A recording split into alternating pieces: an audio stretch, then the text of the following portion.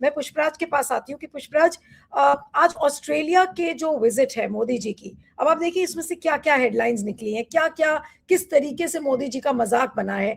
आज जो एम्बेसडर रुद्रेंद्र टंडन है, उन्होंने आज एक हाईलाइट दे दिया कि किस तरीके से वो मोदी जी को बचाते बचाते उन्होंने अपने पूरे देशवासियों को की बेइज्जती कर डाली। उसके पहले आप देखिए जहाज में भर भर कर लोग गए हैं।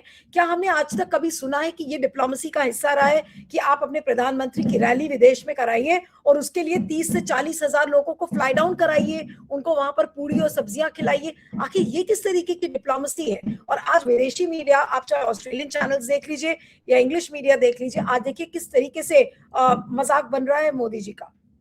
पैसा कहाँ से आता है ये भी है ना, ये 30-40 हजार लोग जो ले जाते हैं।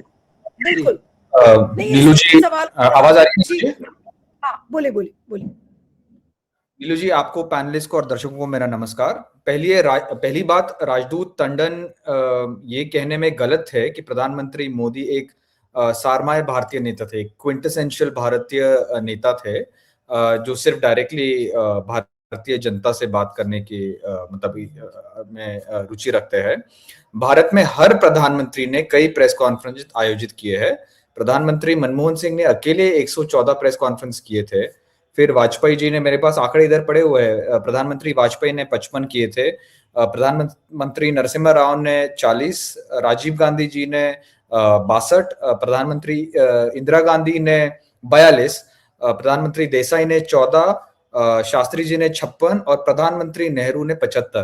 प्रधानमंत्री मोदी पहले ऐसे प्रधानमंत्री है जो सोचते हैं कि वे हमारे प्रति जवाबदेही नहीं है, और उन्होंने मीडिया के साथ वार्ता बिल्कुल ही नहीं की है। अभी प्रेस क्यूरेटेड इंटरेक्शंस को छोड़ के कि आप आम कैसे खाते हैं, आप में ये ऊर्जा कैसी आती है, आपके फेस में चमक कैसी है, ये सब छोड़ के उन्होंने कभी प्रेस वार्ता की नहीं है, क्योंकि वो सोचते हैं वो हमारे प्रति जवाबदेही नहीं है।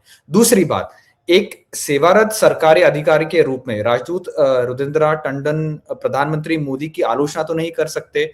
इसके अलावा वो साफ तौर पर सरकार का बचाव करने के लिए कोशिश कर रहे थे ताकि वे मुसीबत में ना पड़े, लेकिन वो एक कठिन और तंग स्थिति में फंसे हुए थे। ये एक संरचनात्मक बात है, थोड़ा ध्यान से सुनिए।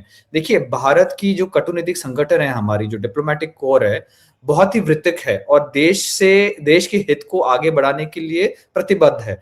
देश के आकार के और जनसंख्या के हिसाब से भले ही हमारी डिप्लोमेटिक कोर छोटी है, उसने कई जीत दिलाई है हमें, चाहे वो 2006 का परमाणु समझौता हो, क्लाइमेट चेंज वार्ता हो, परमाणु नॉन प्रोलिफरेशन वार्ता हो, 1991 की आर्थिक संकट के दौरान आदि इत्यादि।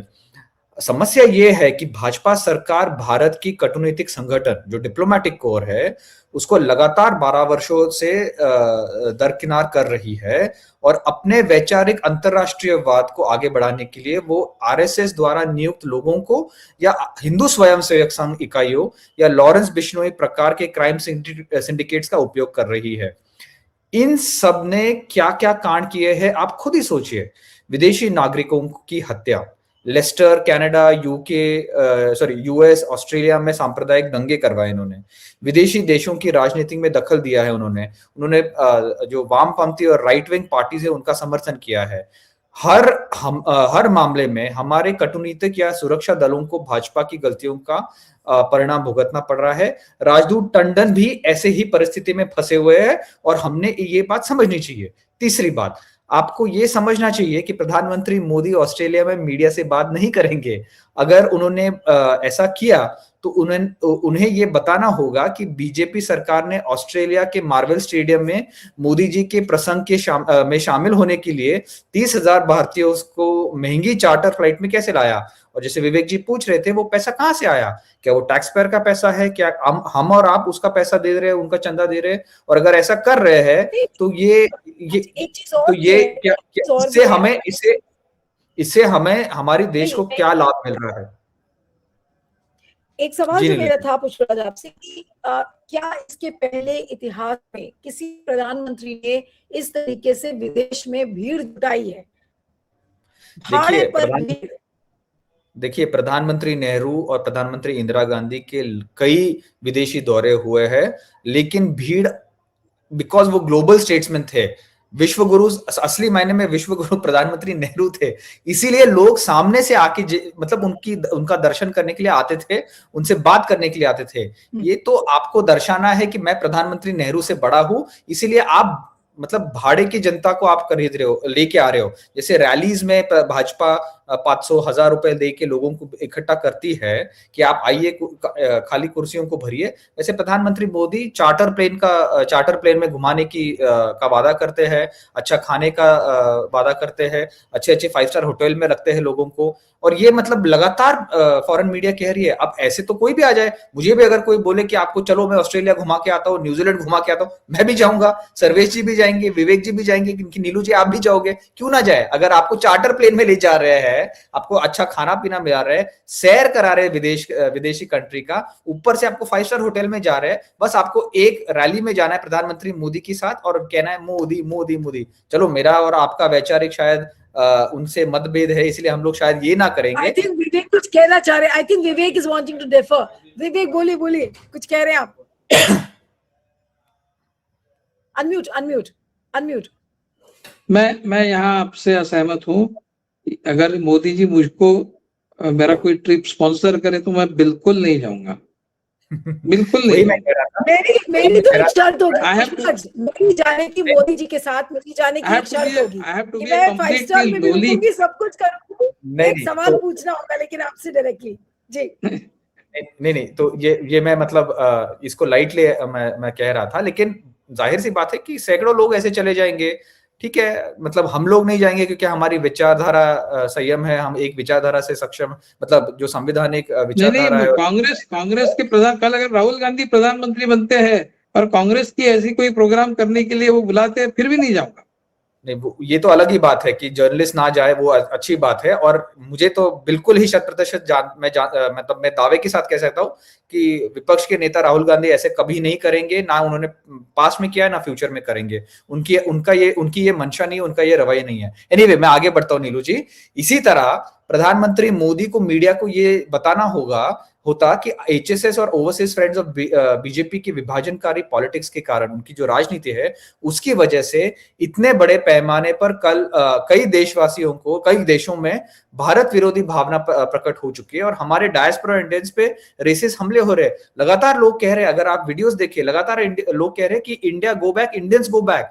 मोदी जी के खिलाफ जो आलोचना हो रही है वो अलग बात है, लेकिन उनके ये जो विभाजनकारी पॉलिटिक्स हो रही है उसके कारण हमारे भारतवासियों को मतलब जो डायस्पोरा इंडियंस है और हम भारतवासियों, गो back Modi, go back home, ये इस तरीके के पोस्टर्स बहुत सारे देखे, वहां मेलबर्न में भी दिखे थे। और वो तो मोदी जी के विरुद्ध थे, वो तो एक छोटी, मतलब वो एक संख्या थी, मैं उसको मना नहीं कर रहा हूं, लेकिन मैं ये कह रहा हूं कि इनकी जो विभाजनकारी पॉलिटिक्स है, राजनीति है, उसके कई लॉन्ग टर्म इफेक्ट्स है और इंडियंस को उन्होंने मतलब प्रताड़ित करते हैं लोग, बिकॉज ये लोग कह रहे हैं कि भारतवासी इधर आके सांप्रदायिक दंगे कर रहे हैं।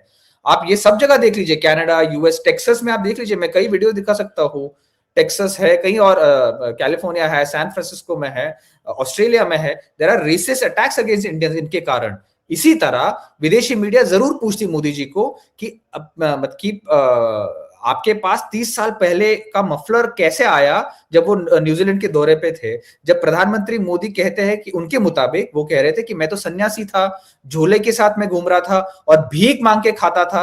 अब सोचिए, कांग्रेस की सरकार में भीख मांगने वाले भी सन्यासी न्यूजीलैंड घूम रहे हैं और उनको मफलर दिया जा रहा है। ये भी प्रश्न पूछते हैं उनको। सबसे बढ़कर बात प्रधानमंत्री मोदी को ये बताना होता विदेशी मीडिया को कि अदानी की एजीएम के ठीक एक महीने के बाद, ठीक एक महीने, पिछले महीने अदानी का एजीएम हुआ, ठीक एक महीने के बाद जहां अदानी के मतलब उनके जो एजीएम हुआ था, उन्होंने घोषणा की कि वे परमाणु ऊर्जा के माध्यम से 10 गीगावाट उत्पन्न करेंगे।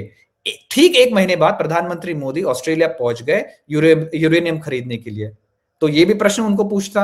और हाँ, जैसे आपने कहा पहले, विदेशी मीडिया ने मोदी जी से ये भी पूछना होता, जरूर वो पूछते उनसे कि क्या आप प्रधानमंत्री बनने के लायक है या नहीं, क्योंकि वो 75 साल के हो गए हैं। मीटिंग्स के बीच उन्हें कई बार झपकी लेनी पड़ती है, फिर वो सीढ़ियां नहीं चढ़ सकते हैं और 1+1=11 जैसी बातें कर रहे हैं। तो लोग पूछते हैं कि आपका मतलब मानसिक और शारीरिक संतुलन ठीक है कि नहीं। जाहिर सी बात है कि प्रधानमंत्री मोदी ऐसे सवालों को जवाब नहीं दे पाते, इसलिए वो प्रेस कॉन्फ्रेंस से बचते हैं। और हमने ये समझना चाहिए कि ये वो राजदूत, बेचारे राजदूत को हम लोग स्पॉट में डालने हैं, लेकिन वो तो बेचारे मुखौटा है। असली जड़ मतलब जड़ का मतलब जो प्रॉब्लम है, जड़ की प्रॉब्लम तो प्रधानमंत्री मोदी है। ये सवाल और ये शो उनके ऊपर होना चाहिए था। जी नीलू जी।